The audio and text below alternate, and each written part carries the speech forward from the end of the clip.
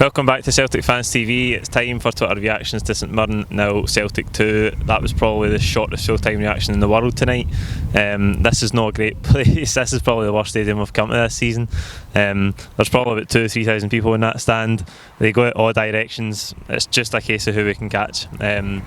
So we'll get right to Twitter reactions. We'll start with Dan the Man Max. A win, another 3 points, another night of being at the business end where a win is a win. Doesn't need to be pretty at this stage, but hey, at least we won with more than a 1 goal margin. Shame it's still not enough for some.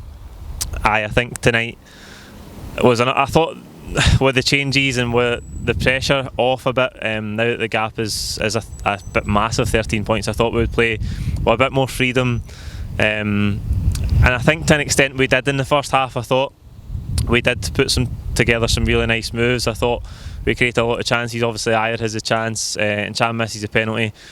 Could and should have been a lot more comfortable getting in at half time.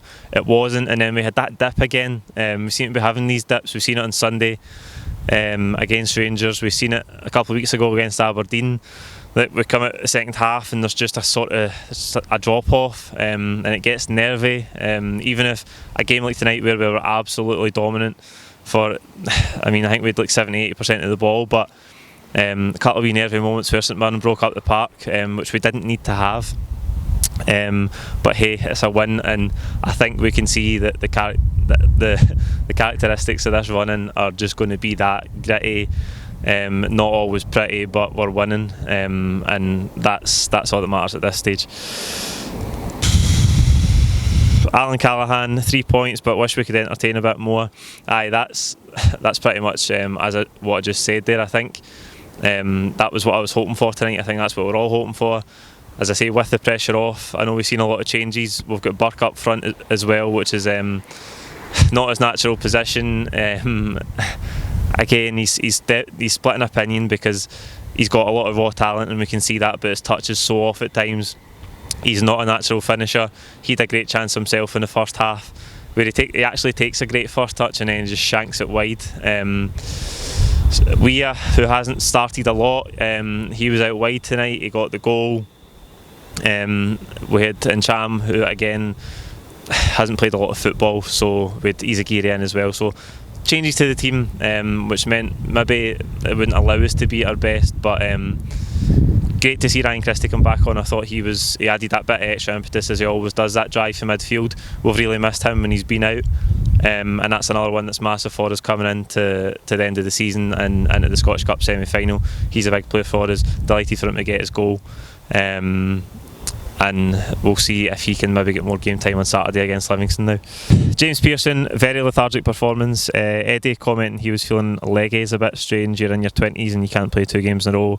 Came on as a sub and looked like a rocket. I think the 2 games has dampened the chances of Lennon getting the gig. Fresh ideas required ASAP.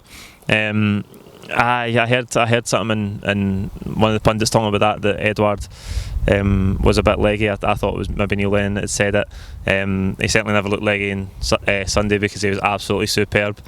Again tonight looked sharp when he came on. I don't look, as I said, the thing that the theme that is characterising this run-in is underwhelming. It's underwhelming. There's no getting away from it. We could be playing a lot better.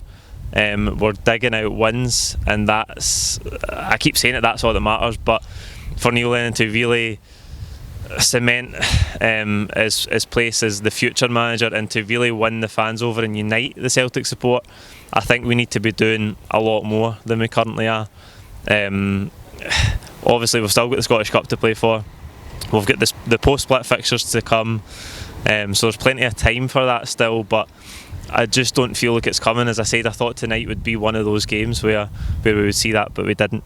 We'll finish with Stevie Shabin. Good win after some big changes. A few times we have fallen away with so many changes. 2 more wins for the title, all focus on the Scottish Cup and do the unthinkable.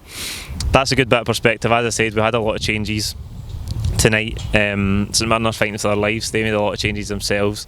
It was not the greatest spectacle. But 2 more wins for the title, on to Livingston at Celtic Park on Saturday, and then we'll hopefully be able to round it up in the first post-split fixture, and the huge carrot of the Scottish Cup and a treble to come. That's it from St Mirren. You know what to do. Like the video, comment your own thoughts below, don't forget to subscribe. We'll see you back at Celtic Park on Saturday. Hail, hail.